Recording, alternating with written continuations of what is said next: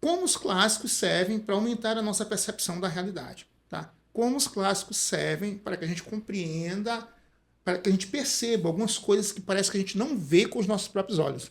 E por quê? Porque o grande escritor, ele consegue, sobretudo na literatura, o grande escritor, ele consegue trabalhar problemas humanos que a gente enxerga e só vê pela metade. Ou vê de forma muito pequena. Uhum. Ou parece que tem uma cortina que limita a nossa percepção a respeito dos fatos. Né? Então, vou dar um exemplo simples. Quando você pega, por exemplo, Machado de Assis, Max, né? E a forma como ele trabalha os vícios mais, vamos dizer assim, desprezíveis no ser humano, mais fúteis, mais insignificantes. Né? Então ele pega a inveja, a gente olha o sujeito invejoso, rapaz, esse cara é invejoso, e para nisso. O Machado não. Ele mostra como aquilo é corrosivo, como aquilo vai corrompendo a alma do sujeito, como aquilo, se não for combatido, acaba escravizando o sujeito e ele se torna escravo daquele vício e às vezes até sujeito a morrer sem perceber que é um invejoso, Max. Uhum. Então, os grandes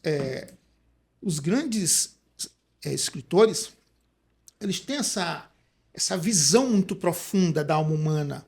Tá? Eles conseguem descer a essência da alma humana e dissecar problemas que os seres humanos normais como nós, seres como a gente, não conseguem fazer essa leitura. Exatamente. Uma das principais características do literato é saber dizer aquilo que a gente não consegue, né? Aquilo que o povo comum não consegue. Você não consegue se expressar, dizer o que você está sentindo. A literatura diz, o literato consegue, certo? Descreve porque ele consegue perceber as entranhas da alma humana, Max. Sabe? Uma vez eu conversando com o Frei Udi, nosso ex-capelão... Grande Frei Udi, um abraço. E confessor, nosso confessor e capelão, eu disse, Frei, a gente está falando sobre como diz o Danilo Gentili, Frei Udi, queremos você aqui, hein? Vamos bater um papo com o Frei Udi. Grande estudioso de Viktor Frankl. Frei Udi tem trabalhos sobre a logoterapia importantíssimos. Vamos tentar trazer o Frei Udi aqui. Deixa para o futuro. E aí, eu conversando com o Frei Udi, eu disse, Frei, o senhor gosta de Dostoiévski? Ele, claro, Dostoiévski foi o maior psicólogo que a humanidade conheceu. Ele me disse isso, né? Eu disse, eu sabia que Nietzsche disse algo parecido. Nietzsche disse o seguinte, Dostoiévski é o único psicólogo com quem eu ainda posso aprender alguma coisa.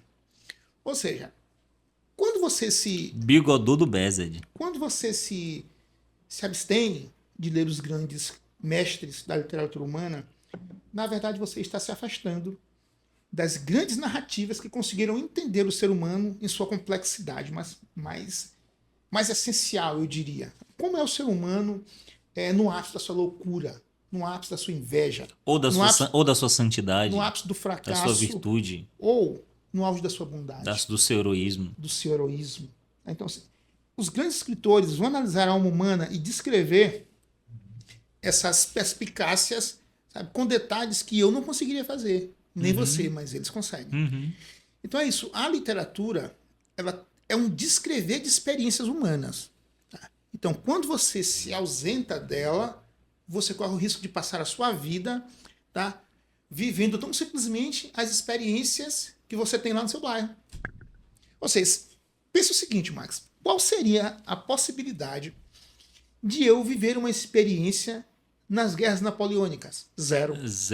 Eu não tenho como voltar no tempo e, sabe? Mas a literatura te dá essa chance. Quando você lê, por exemplo, Guerra e Paz de Tolstói, em um dos trechos ele te coloca lá dentro da guerra. Ou seja, você consegue viver experiências. Como seria se você estivesse ali?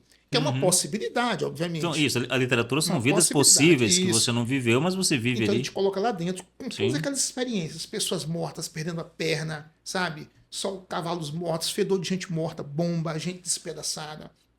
Todo aquele entorno político de poder que consistia, que impulsionava as guerras napoleônicas. Dentro da mente das pessoas, do pensamento. Então, ou seja, eu posso, no momento em que leio, me transportar para aquele cenário e viver toda aquela experiência, que seria impossível eu viver como aquela experiência, nessa ser vida. concreto nessa vida, né? Como seria impossível, por exemplo, eu viver a experiência de Dante Alighieri, sair do inferno, Isso. purgatório e céu. Não existe essa possibilidade. Conversar com Virgílio. Conversar com... Enfim, onde eu estou querendo chegar? Se você se ausenta da cultura literária, você vai reduzir as experiências da sua vida, tão simplesmente as experiências do ciclo em que você vive. Que é restringir-se demais. Tá? Você merece mais. Você merece viver o máximo que você puder de experiências e aprender com elas. Então não é só ler. Você não vai apenas ler. Perfeito. No momento em que você lê, você se coloca naquela situação. Cara, tá? eu ia falar sobre isso. Experiência e aquela experiência tem que se entronizar dentro de você. Eu ia justamente fazer essa pergunta. Isso faz parte de mim agora. Faz parte de mim agora. Platão. Verdade conhecida, verdade obedecida. É verdade obedecida. Isso faz parte de mim agora. Vivenciei isso tem que entronizar na minha alma e eu tenho que tomar isso para mim. É como se eu vivesse isso e aprendesse com aquilo. A mesma coisa quando você lê filosofia, quando você estuda filosofia, você pega lá Platão, pega Aristóteles, beleza. A filosofia não é, Campos, como no caso da literatura, uma obra acabada. A obra de Machado de Assis é aquilo que está ali, aquilo que Machado de Assis escreveu. A obra de Tolstói é aquilo que Tolstói escreveu. Beleza, tá lá, nós podemos ler para ter experiências, enfim, como tu estás falando, enriquecer o nosso imaginário.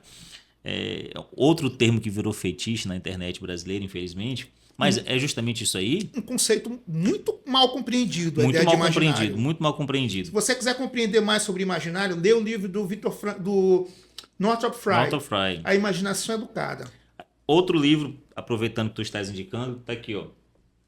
A Dialética Simbólica, Estudos Reunidos, do professor Olavo de Carvalho. Cara, paulada, a primeira vez que eu vi alguém falando de literatura dessa forma, Campos, mesclando literatura, filosofia, cinema falando também, né? Cinema, tem análise de filmes aqui, cara.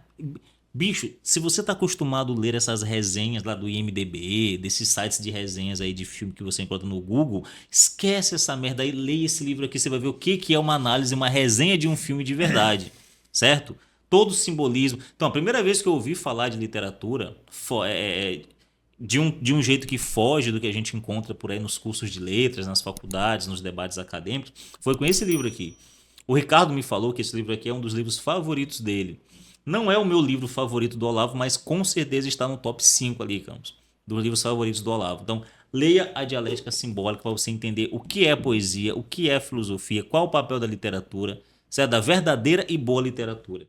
Obrigado por assistir até o final. Se você gostou deste vídeo, não se esqueça de curtir, comentar e inscrever-se no canal para mais conteúdos sobre livros e cultura. Ative o sininho para receber notificações das nossas próximas discussões e resenhas e considere se tornar um membro do canal para ter acesso exclusivo a conteúdos especiais e participar das nossas discussões literárias. Nos vemos no próximo vídeo.